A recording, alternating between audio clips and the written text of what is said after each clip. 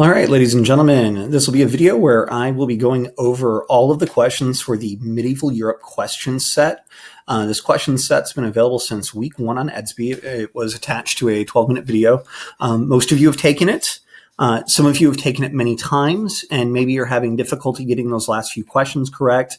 Maybe you've just reached a level of frustration where you just need to move on to something else, and I can respect that. So what I'm doing here is I'm going over the answers and explaining why the right answers are the right answers. And you can watch this video and follow my directions in the Edsby post and get some of the credit back. So without further ado, I'm just going to go through these question sets. Oh, at the very top, it says you can take it 3 times if needed. I've set it to unlimited.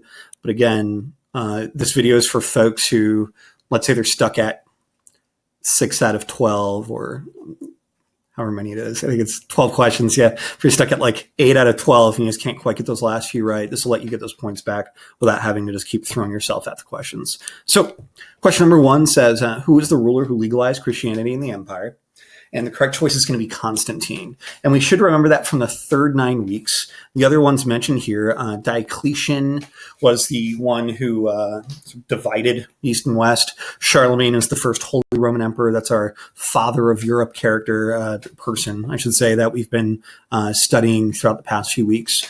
And Theodosius didn't legalize Christianity. He made Christianity the official religion of the Roman Empire. So Theodosius came well after Constantine, as did Charlemagne. However, Constantine legalized Christianity in the empire. Moving on. Oh, and these might be in a different order when you look at them, and that's just because they randomize the order. So it's just the original question bank. All right, so number 2 says, by the end of the Western Roman Empire, most Europeans were what religion? And our answer there is going to be Christian. Remember, the Roman Empire became Christian after Theodosius. And then when all of those areas in Europe and the Mediterranean, when those areas were no longer ruled over by the Roman Empire directly, those people were still influenced by Roman culture, and Roman culture in this time period was Christian. So Western Europe sort of inherited that. Muslims didn't really exist until several hundred years later, and there were Jews as well, but they were not. They were never a majority religion, especially in Western Europe. So moving down the list here, number 3. After the Roman governors no longer controlled the Roman provinces, the areas were ruled by these people. And the answer there is nobles. Clergy is going to refer to the church. Serfs refer to unfree peasants. Nobles could have people and often did have people above them, but they were still the ones who took over. Think of the fall of the Roman Empire as less of an actual literal fall or a collapse and more of a decentralization. So power sort of diffused, away from Rome into those outskirts, and local nobles started taking over the sort of things we'd associate with a government, whether that's protecting the people or making sure the food's being grown. Moving down the list. Question number 4. These people were not slaves, but because they were tied to the land, that is, they couldn't move away, they were tied to the land and the local ruler, they were unfree. And those, they're not slaves, they're serfs. S-E-R-F-S. It's a specific type of peasant. The other choices there, knights, lords, and vassals. Knights would be lords, minor lords. They could have serfs, they could have peasants. They wouldn't be tied to the land, because the point of a knight is that he can go off and fight the enemies of his lord, and in exchange for the land he's living on. Moving down the list there, that is lords next. Again, knights could be lords, nobles could be lords. They were not tied to the land the way the way serfs were. And vassals refers to really anyone who's watching the land for somebody else. So almost any rank in society was a vassal to somebody outside of kings that had nobody above them, or emperors, things like that. Moving down to number 5, for a very long time in Europe, these people were the only ones who could reliably read and write. And you have several choices here, and you're seeing a lot of these vocab words showing up again and again. The answer we're looking for is going to be monks. Serfs, tied to the land, they grew crops, they didn't have a whole lot else to worry about. They might fight in a peasant levy, or basically a small military force of other peasants. Vassals, Vassals are important. Again, they're watching the land for people, but there's no reason to assume that they would be capable of reading or writing. Knights, not renowned for being literate. Again, they were fighters. Monks, however, they had access to the books. They wrote many of the books, watched after them, and those are the people in the society that could read or write.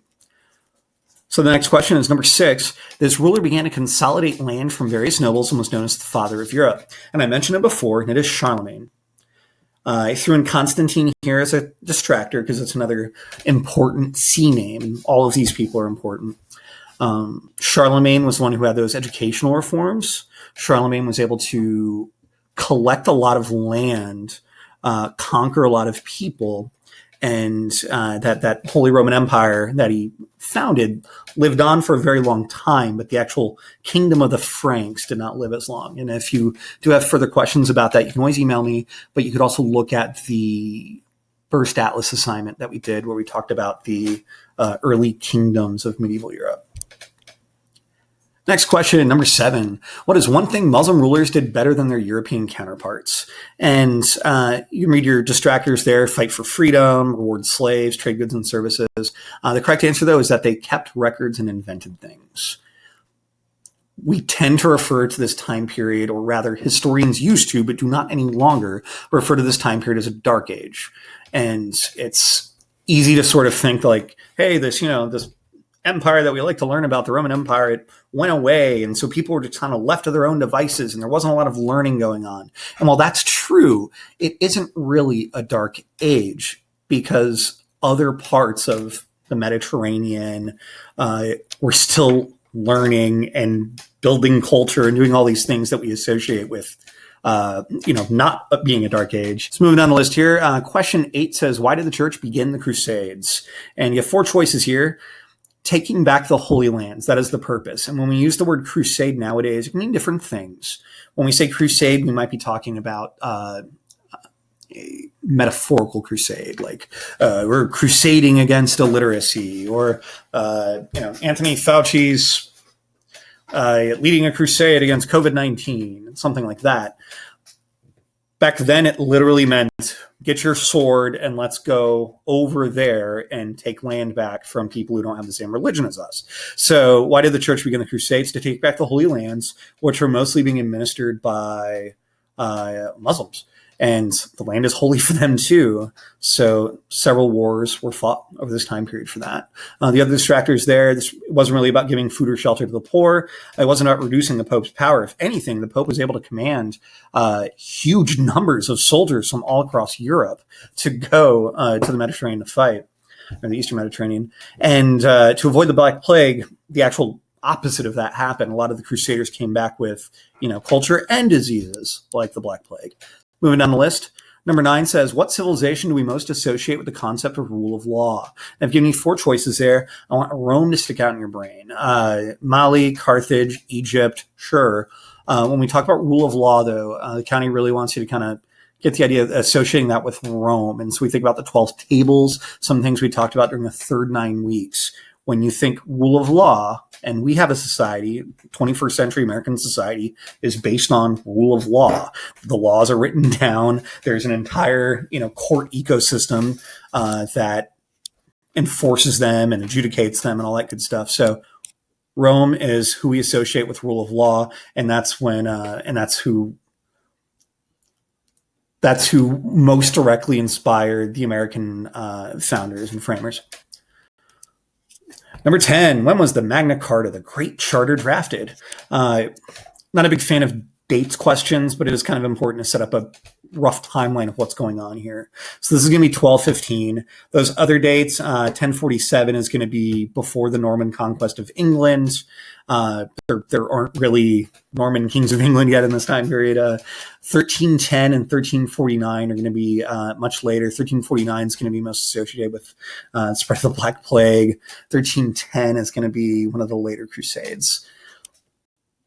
So moving down the list there, why did English nobles write the Magna Carta? Number 11. I just kind of gave you 2 choices here. Do they want kings to have more power or less power? And of course, the English nobles were putting checks or balances against the king's power. So they wanted the king to have less power. So the English nobles wrote the Magna Carta to take power away from the king. And when we talk about whether we call them freedom documents or the documents that inspired American government or the documents of, Western democracy, we're generally talking about power moving from traditional sources like kings and armies and to people like you and me, the normal people or the people who represent us.